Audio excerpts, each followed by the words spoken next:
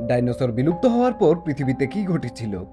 আজ থেকে প্রায় ৬৬ মিলিয়ন বছর আগে এক বিশাল উল্কাপিণ্ড পৃথিবীতে আঘাত হানে, যা ডাইনোসরদের বিলুপ্তির অন্যতম প্রধান কারণ। কিন্তু তারপর কি ঘটেছিল?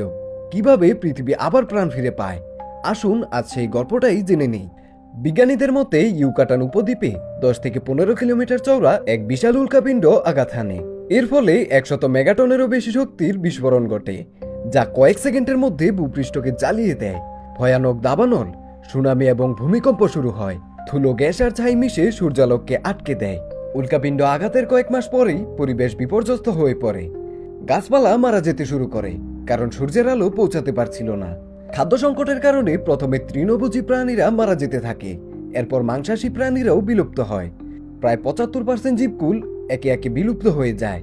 ছোট আকারের প্রাণীরা, বিশেষ করে স্তন্যপায়ী প্রাণী, উভচর এবং কিছু সরীসৃপ প্রাণী টিকে থাকে।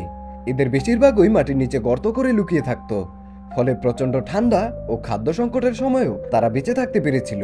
সামুদ্রিক কিছু প্রাণীও টিকে যায়, যেমন কিছু প্রজাতির মাছ ও কচ্ছপ। কয়েক হাজার বছর পর আবহাওয়া স্বাভাবিক হতে শুরু করে, গাছপালা আবার জন্মাতে থাকে এবং ছোট প্রাণীরা ধীরে ধীরে সংখ্যায় বাড়তে থাকে।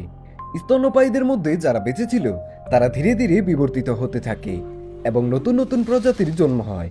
যদি সেই উল্কাপিণ্ড আঘাত না আনতো, তাহলে হয়তো আজও ডাইনোসরেরা পৃথিবীতে রাজত্ব করত। প্রকৃতির এই রহস্যময় পরিবর্তনই আজ আমাদেরকে এখানে নিয়ে এসেছে। আপনি কি মনে করেন, ডাইনোসরেরা যদি এখনো বেঁচে থাকতো তাহলে পৃথিবী কেমন হতো? কমেন্ট করে জানাতে ভুলবেন না।